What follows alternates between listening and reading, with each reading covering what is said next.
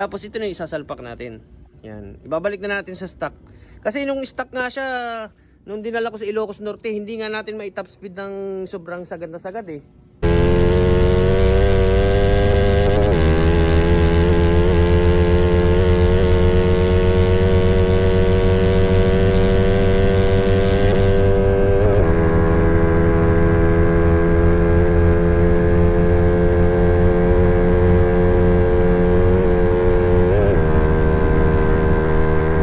Mali din ang sprocketing natin noon. Malaki pa yung mga gulong natin. Meron pa siyang, anong tawag doon, para hindi ma-flat. Kasi pinapan-daily natin yan eh. Pinapan-daily natin to. Tire sealant. Kaya mabigat. Unahan at huli. Pero ngayon, ito na yung gamit natin. Maninipis na gulong. 50-90 sa harap. 60-90 naman sa likod. Tapos syempre, gagamit na tayo ng high speed na sprocket niyan. Yung ginagamit kasi natin is yung halos sakto lang para dun sa takbuhan niya. And takbuhan niya ay 1.5 kilometers lang.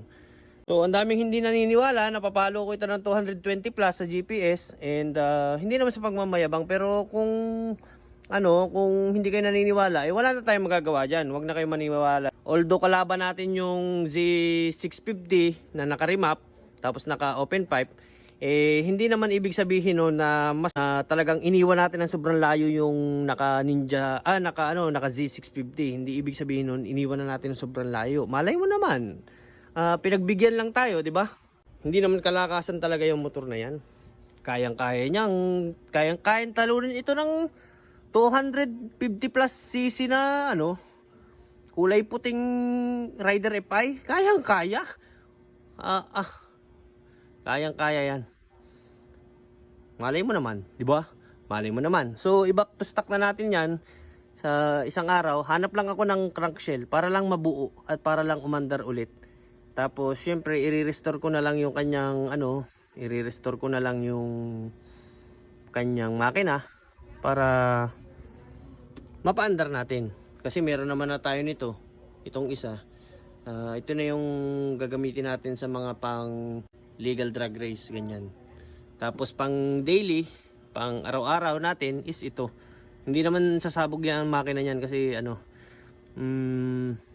naka-methanol naman tayo niyan. May dagdag cooling. At saka stock eh. Stock is good. Shit. Fuck no way. Pero anyway, ayun, testingin natin, ibalik natin sa stock para lang mapaandar, mapagana. Kasi hirap na ako maghanap ng pyesa. And yun na lang ang target natin, mapagana lang siya. Tapos tamang sprocketing at saka papagaanin na lang talaga natin yan para makuha niya yung tamang top speed at tamang takbo. Tingnan natin. So ayun lang. And kung gusto nyo ng magandang vlog at makatotohanan, so punta kayo sa ating YouTube page. Sa ating YouTube channel. Yan lahat, yung pagbubuo nito, ng stock natin na makina. And ayun, para malinawan kayong lahat. Alright? So I think hanggang dito na lang muna.